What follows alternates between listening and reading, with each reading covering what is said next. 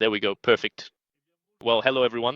Thank you for joining this webinar where we'll be talking about deliverable evaluation. We're really going to focus on this use case today. Just as a reminder, we're organizing several webinars over the next 3 months on student assessment. The first one, which was on August 28th, we explored the different use cases a bit, and now the idea is to focus on certain use cases.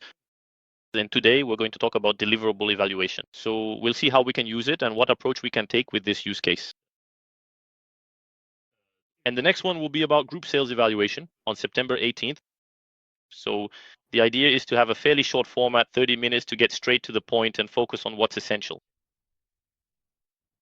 So what we're going to look at in this webinar is, first of all, what we mean by peer evaluation of deliverables.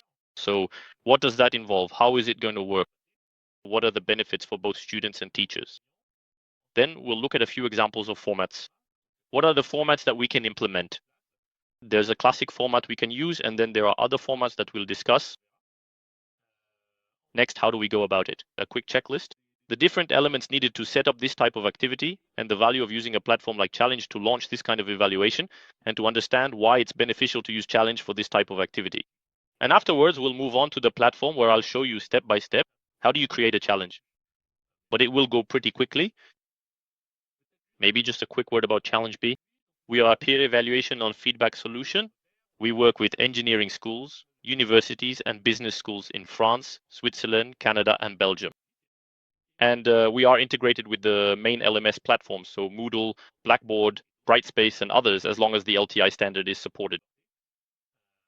So that means there's no login required, passwords. Needed to access the platform, you just need to add an activity to your course, and then you access it like any other activity. Let's get to the heart of the matter. So what is peer assessment of assignments? The idea behind peer assessment is to ask students to submit a piece of work to other students, and then we ask the others to evaluate that work based on criteria defined by the instructors. So there will be a submission phase, a phase where students evaluate each other's work, and then generally a phase for returning the results if we want to present those results. So what we call productions can be reports, posters, presentations, videos, anything created by a student. So with this format, we're really working on technical skills. So each evaluation is based on a set of criteria. So we'll look at some best practices regarding this rubric. It's true that it's important to have criteria that are as objective as possible in order to have a consistent grade at the end, especially if we want to use this grade as part of a final mark. And we're talking about peer assessment, but it's true that we have a lot of activities that are formative in nature. So the idea is to use assessment as a tool for progress, not just as a means of control, but really to use it to help students improve.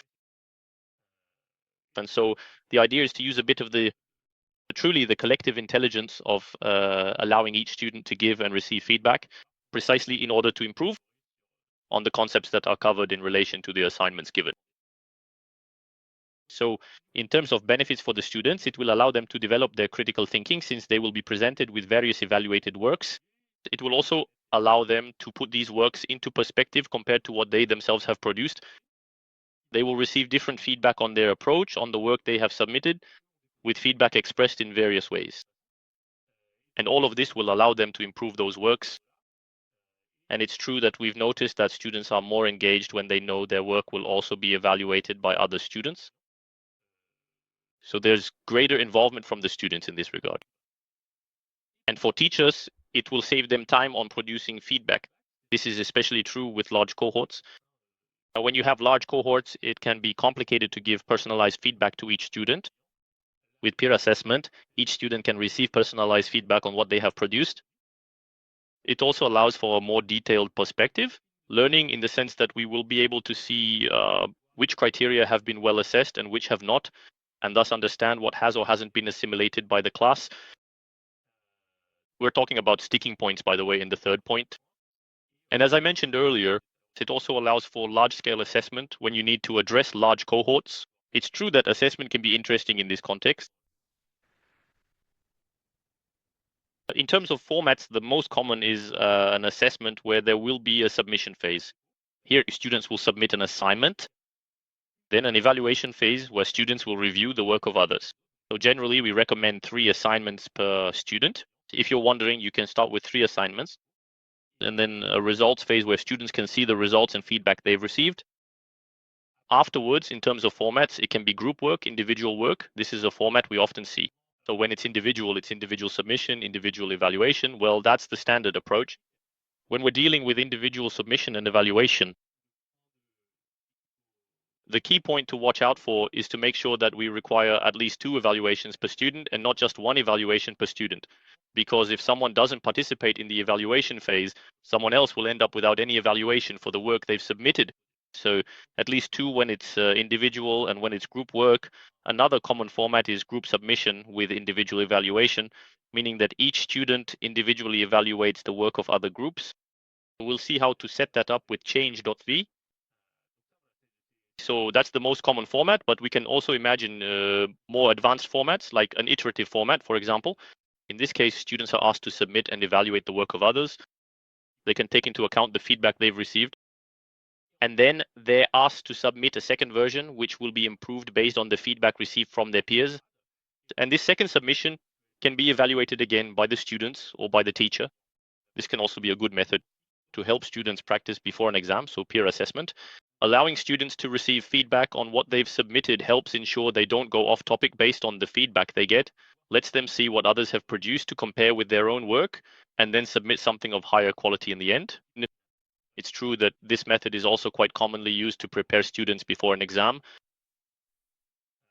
We could easily imagine other formats as well. Of course, we don't have time to cover everything here, but with phases of self-assessment before and after, it's true that especially when we're working within a competency-based approach, we might want to include self-assessment. So it's true that with change.me, we'll also be able to include self-assessment phases if needed, wherever we want.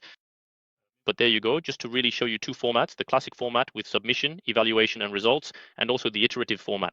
If we need to take the activity a little further, as I mentioned, there can be another format if needed. An interesting point in the evaluation is the rubric that we will provide to the students. So here, what I've shown as an example is an example of a criterion. What we recommend, if you're wondering, is how many criteria to include for an evaluation phase. We recommend 5 or 6 criteria. There's no point in including too many, because then students will tend to rush through them and go over them too quickly if you put in too many. But 5 or 6 criteria is a good number. After that, you can include as many as you want. You know your students best. It will also depend on the groups you're addressing and so on. So there's no rule that works for everyone, but if you're asking, know that 5 or 6 is pretty good. And then it's good to have descriptive scales to help students understand how to evaluate. It's true that this is something that can happen. A student saying, I don't know how to evaluate, when asked to participate in peer assessment. In fact, by providing descriptive scales with different options, we have a description for each level. This allows the student to evaluate more easily rather than just giving a grade. Instead of saying really rate the quality of the argumentation out of 10, you can use descriptive scales to make it easier for the student to evaluate. Here, I use this example for the quality of argumentation, but you can apply it to many other criteria, especially since with ChangeMe, we already have a built-in database of criteria. So if you want to use the criteria in ChangeMe, that's absolutely possible. And you can also modify them if needed, or you can create your own criteria if you already have your own rubric and want to reproduce it. What's also interesting is to train students in giving feedback before this type of evaluation. So as I was saying, we're talking about peer assessment, but there's really a formative aspect to this teaching method. And this formative aspect also comes through feedback. And it's true that a central element of peer assessment is knowing how to give feedback, but also knowing how to receive feedback. So we have guides that show students how to give relevant feedback. There's no need to invest a huge amount of time, because of course we can have time constraints, but simply showing students what is expected in terms of feedback can be valuable. We have a guide where we present this, and of course there can be other approaches, but just making students aware of what feedback is, what it's for, and how to give it. Here we've suggested this particular method. We say that you need facts, objectives, strengths, areas for improvement, and suggestion, with an example provided just below. But of course, if you want to adapt the way you present feedback to students, you are completely free to do so. And there are ready-made resources available if needed. We've generally covered the fundamental principle of peer assessment for deliverable evaluations, including the standard formats and established guidelines. And then we will proceed. The importance of raising students' awareness about feedback and the use of a criteria-based rubric. We put together a small checklist of what needs to be set up for this type of activity.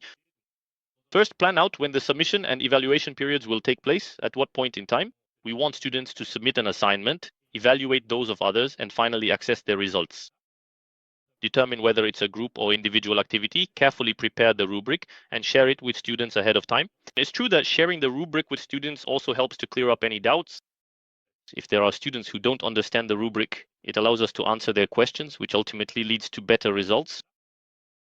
Explain the objectives of the evaluation to students so they understand why they are being asked to assess each other's work, why they are being asked to act as reviewers in this type of activity, and what benefits they gain from participating.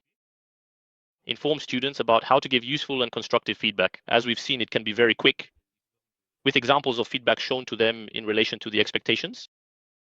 Determine the number of assignments to be evaluated by each participant. So I mentioned this earlier, so 3 is pretty good. If you're wondering, you can set it to 3. Afterwards, you can assign more if needed. Just make sure to pay close attention to the level of commitment you're asking from the students. So don't give them too much work so they don't rush through it, but give them enough so that they properly retain the concepts. So 3 is pretty good. It also allows for 3 different assignments, which gives a coherent perspective. Next, choose the options for displaying results to the students. It's true that here you can decide what to show the students. The grade, the feedback, only the feedback. It's up to you if you want to do just formative assessment without any grading. You can also have students simply exchange feedback without necessarily using criteria, but where you ask for feedback on specific points. So afterwards, you can ask questions about certain elements so that the student is prompted to give feedback that is contextual to a specific question. But there you have it. This is also something to consider, depending on the type of activity you want to set up regarding how you will present these results to the students. And then supervise the evaluations to make sure the students respond properly. Send reminders if necessary, and so on. So as we'll see, with Challenge, all of this can be done very easily. Here's a quick slide specifically about the benefits of using a tool like Challenge Me to launch this type of activity. So we offer ready-made activity templates with predefined criteria that you can use or modify as you wish. Reminders will be sent automatically by email. So there will be emails sent out at the start of the phase. There will also be automatic reminders for those who are late. You'll be able to export all the results in Excel format, including feedback, scores by criteria, and so on. If you need to go a bit further in calculating the score, you have options to set if you want a score out of 10, out of 20, to weight criteria, so you can have different coefficients for each criterion. If you're working iteratively as well, you can have criteria for each phase. We'll see that in a moment. And then you also have support, which I am a part of, to assist you. You will never be alone with the platform. The idea is to support you with your questions, whether they're technical or about best practices for setting up this type of activity. And we also have AI agents that you can activate at different stages to support students as they complete their work. This can be during the feedback phase to help them formulate feedback that is relevant. It can be during the results phase to provide a summary of the evaluations and feedback the student has received. It can also be during the submission phase to support the student as they complete their work. So as you can see, there are several AI agents. We will do a dedicated presentation on these AI agents later, but just know that they exist. And then we also have guides to help present the value of the activity to students. And what else? It's interesting for them to take part in it. So that's it. I finished this first part, let's say the theoretical part. And now I'm going to move on to the next part, the practical part. So how do you launch an activity in Challenge B? You are absolutely welcome to ask your questions. At the end of the webinar, I'll give you the opportunity to raise your hand via Zoom, and then I'll give you the floor. If you have any questions, you can also ask them in the chat. Some of you have questions. So I'm going to switch to a Moodle environment, knowing that it works exactly the same way, whether it's on Brightspace, Blackboard, or any other LMS. Here, I'm using Moodle because it's actually the one that's going to be used the most. So normally, you should be seeing my screen with a Moodle course. So to add a Challenge Me activity, it's very simple. I switch to editing mode, and I will click on Add an activity or resource to add a Challenge Me activity to my course. Then I click on the Challenge ME activity, which is available in the activity selector to add this activity. So here it is. I'm going to name it webinar, and I'll click on Save, Display, and then open in a new window. So right now I'm not yet in Challenge Me, and from this point on I'm in Challenge Me. So it's exactly the same principle. If you use other LMSs like Blackboard or Brightspace, you add a Challenge Me activity in the course and you click on it. And so here we arrive at the interface that will allow me to create a challenge. So here I have the option to create a challenge from scratch, or I can also use existing templates. So the template that interests us is going to be the template, submission and evaluation of work, because it will have 3 phases, a submission phase, an evaluation phase, and a results phase.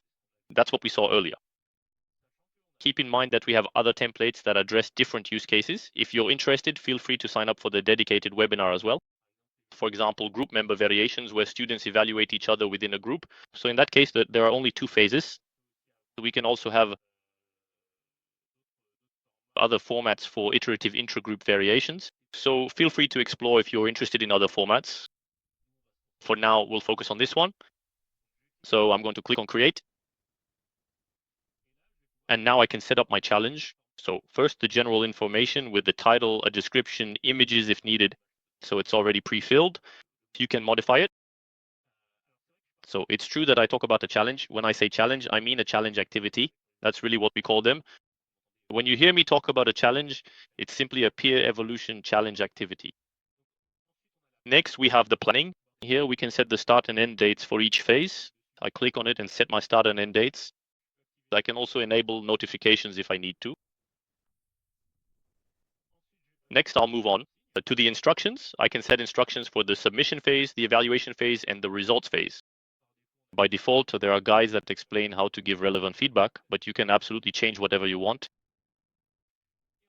And then we can define the participants, who will take part in the submission phase and who will participate in the evaluation phase. So here, when we're integrated into an LMS like Moodle or another platform, we can retrieve the groups that already exist in the LMS. I'm assuming that we want to do group submissions and individual evaluations. So here I can retrieve the groups that already exist in Moodle. So here I can click on register as a team, and then I'll see the groups present in Moodle, which I can register directly by selecting them. And there you go. I have 3 groups that have been registered for my submission phase. If I don't have the groups in Moodle or in my LMS and I have them in an Excel file, it's also completely possible to import them. So here you just click on import participants, and you can use an Excel format to import your groups. The Excel format is very simple. 1 column for email and 1 column for the group name. And everyone who has the same group name will be grouped together. There you go. So now I have 3 groups that have been imported. So just 1 person from the group is enough to submit the work for the whole group.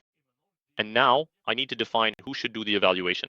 So generally, in a peer assessment, everyone who participates in the submission phase also evaluates. So here I can say that I will reuse the registrations from the submission phase, but individually. Each student registered in the submission phase will be individually registered in the evaluation phase.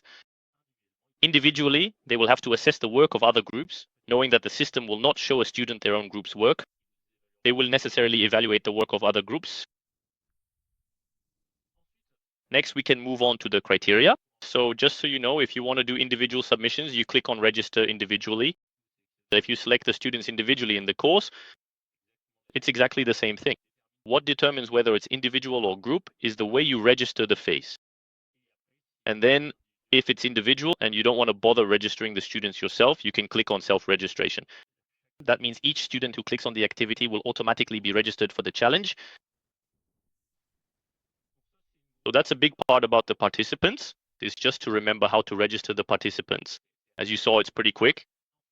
Next, the evaluation criteria. This is the basis on which students will assess themselves. So here you can easily add a new criterion. You click on new criterion. If you have your own rubric, you click on new criterion. And then here you have evaluation methods you can choose from. So for example, stars.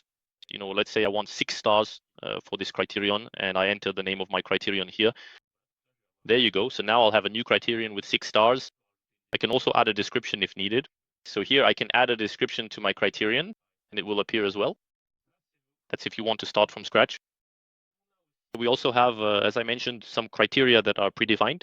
So here I'm going to click on predefined criteria, and now I'll see criteria that already exist in the Challenge Me database, which I can select if I want. Then I can filter by the evaluation method that interests me. I can also filter by criterion name. That's absolutely possible to add them directly. And then we also have collections of criteria. Here, it's a set of criteria that corresponds to a specific use case. So let's say I want to evaluate resumes. I have a template called resume evaluation. So I select it. And here I have 5 criteria that will be automatically added, such as clarity and presentation of the resume, relevance of the information on the resume, highlighting of skills, and so on. And for each criterion, I have observable elements, descriptors that help make the evaluation of the study easier. So in this format, these are predefined options. Earlier it was stars, but here these are predefined options. Then if you want to change everything, you can do that. You click edit and you can add an additional level. You can modify the descriptions. You really have full control over everything. I'm going to delete this one in my example. So now there you go, we have our 5 criteria. And then we can also have feedback fields. So here there's a general feedback field. At the end, we can make it mandatory and we can add additional feedback fields as well. If we need to add other feedback fields, we can really create the grid we want. So that's it for the grid part. This is actually a big point as well. How do you create an evaluation grid? And then we can set the options. For example, we can lift anonymity for the evaluation phase. By default, it's anonymous. You don't know who you're evaluating and you don't know who is evaluating you, but if needed, you can lift the anonymity. For the submission phase, you can restrict the formats you require from students. So if you only want PDFs, for example, you can specify that you want to restrict submissions to PDF format. By default, all formats are accepted. So if you don't change anything, all file types are accepted with a size limit of 1 to 3 GB per submitted assignment. So as you can see, the limit is quite generous. It's more likely that the student will have trouble uploading their work than the platform refusing it. So we accept PDFs, videos, audio files. Basically, all types of formats are accepted. Now I'm going to include all of that in my example. And then afterwards, you can decide what you want to present to the students. So you can choose to present only the feedback to them. In that case, each student will be able to view the feedback they received, but not their grades. Or you can also choose to display the grades along with the average by criteria. You can also decide not to display anything at all. In that case, the results are hidden from the participants. Only the teacher can access them. So that's entirely up to you. And then after that, you can set coefficients for each phase or decide what the grade will be out of. So here by default, it's out of 10. And if I want a grade out of 20, I'll set it to 20. And if I want to assign coefficients to each criterion, I can do that as well. If I need to weight certain criteria more than others, you can also apply penalties in case of late submissions or non-participation for each phase. So that is done here. And then you can set the number of assignments each participant has to evaluate. So here, I'll decide that each student will evaluate 3 assignments from other groups. Here, I enter 3 as the number of contributions to be evaluated by each participant. So here, the system automatically takes care of this, ensuring that each student receives an equivalent number of feedbacks at the end. If needed, I can also do it manually by saying, for example, I want Julian to evaluate only Group B and Group C. That I can do manually. Generally, though, we use automatic assignment because it's much faster. And then we'll be able to add AI agents. I mentioned this to you earlier. For example, for evaluating assignments, we can choose to add an AI agent to help with writing the feedback. So here I'm going to select assistance with writing feedback. And so there will be a button that allows the student to have their feedback analyzed. And it will tell them how to improve it. You can do exactly the same thing. For the results phase, you can add a summary of the evaluations and feedback received in the AI Assistance tab. And so once you've finished setting up your challenge, you can publish it. At that point, students just have to click on the activity in Moodle or other LMS platforms to access it. And you can also see what it looks like from the student's perspective. So here you click on preview, and that allows you to see what a student will see. Here I see the challenge as Paul Giraud, dated September 10th. And as of September 10th, Paul Giraud only has the submission phase active. So I can click on it. And here I can see the instructions that were set and my group. And then here I will be able to submit my work as a student. So afterwards, if I want to see what the evaluation phase looks like, here I'll say I set the date to September 18th. So as of September 18th, the evaluation phase, it will look like this. I will have 2 assignments to evaluate. Here there are only 3 groups, so only 2 assignments are shown since you can't evaluate your own group. But if I had more groups, I would see 3 since I specified 3. So on the left, we'll have the work submitted by the first group.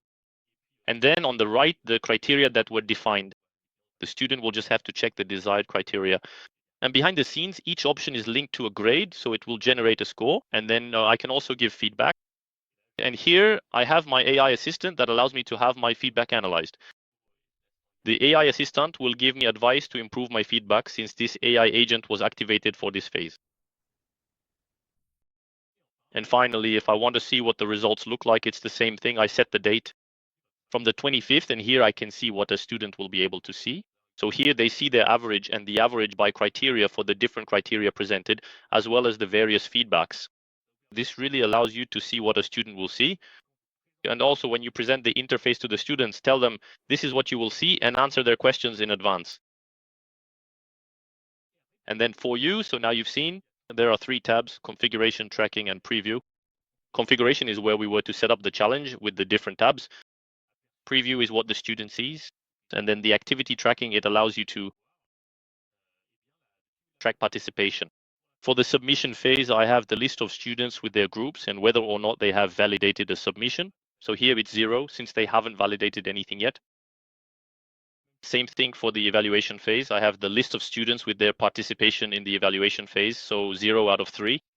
For now, they haven't evaluated yet either, but as soon as they start evaluating, it will increment.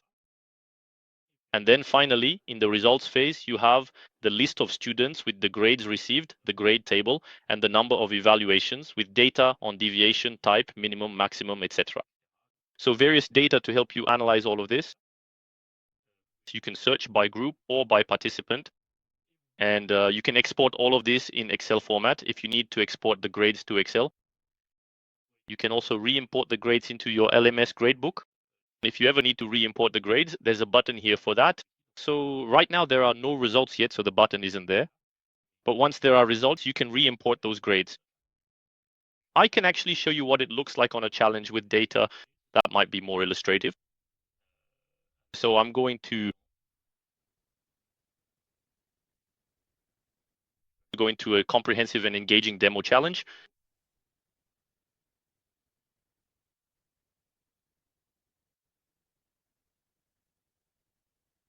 So here I'm in a challenge where there is data. It's exactly the same format with submission, evaluation, and result. And so when you have grades, you get the list of students with the grades they've received and the type of cards. For the evaluation phase, it's the same thing. You see the list of students, whether they've completed the evaluation phase or not. If you click on the items, you can see in this case, Antoine Dupont, who evaluated him. So Group B and Group C. You have the details of the criteria given, the feedback, and you can edit them if needed. Violations, invalidating it. So you really have control over everything. That's what you should remember. I'll let you explore all of this on your own if you want to see what it looks like. But what you should remember is that you have access to all the feedback exchange to all the violations. You can edit them if needed, and you can very easily export the grades, re-import them, etc. That's it. I'm done with this presentation. The idea was to present to you in the first part the purpose, the theoretical aspect, the value of this type of assessment, how it's used, in what context, why, and some examples of criteria. And then here in this second part, it's more about the practical side, how we actually set up this type of activity with Challenge B. I'll also go back to my initial challenge and this one, which we set up together. So now if you have any questions, I invite you to click on the little button that lets you raise your hand and I can give you the floor. Or you can also conveniently use the Q&A feature directly to ask me your specific questions if you personally prefer to type them out. So who among you, all right, I see that Audrey Luke has a question. So go ahead, Audrey, I'll let you ask it. Yes, thank you. Thank you for this presentation. Actually, I have 2 questions. Yes. I saw that in the predefined criteria, there was a little language box. Does that mean they already exist in several languages? Yes, absolutely. So to illustrate my point, here I am in the evaluation criteria. And so when I select a predefined criterion, you have the option to choose either French or English. We recently added Spanish, so you won't have it in Spanish, but in English, you do indeed have criteria available in English as well. Okay, all right, thank you.